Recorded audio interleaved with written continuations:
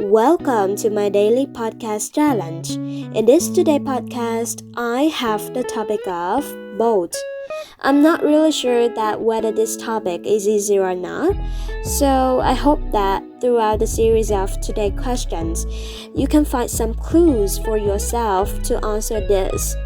Okay, the first question. Have you ever traveled by boat? Unfortunately, no. I haven't had any chance to be on cruises, whether on posh ones or on lowbrow ones. So in the future, I want to have a boat trip to Halong Bay, and that must be a thing that I need to cross off my bucket list. And I think that it must definitely an unforgettable memory, and yeah, in a sense, is a trip of a lifetime. The second question, would you like to own a boat? No.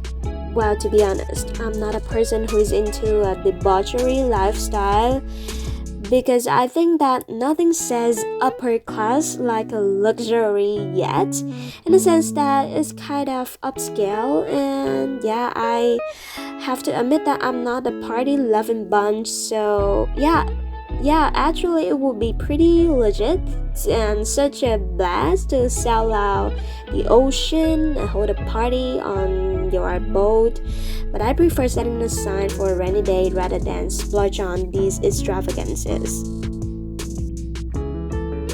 The third question, do a lot of people in your country own boats? To the best of my knowledge, not really.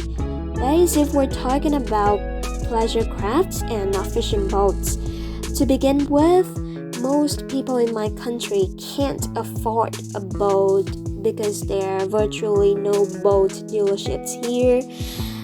But for a type of people who actually have a doubt for a boat, they prefer to live inland. I mean that maybe villa or that sort of thing. So a boat is not typically something to spend on. The final question, how do people in your country use boats? I think boats in Vietnam are mostly used for commercial purposes.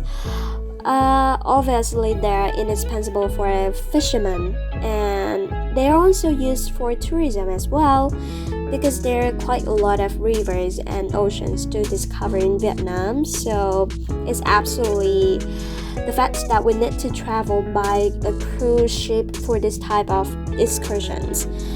Another major use of boats is to transport cargo.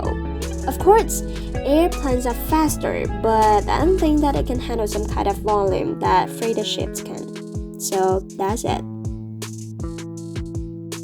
That is the end of our episode. See you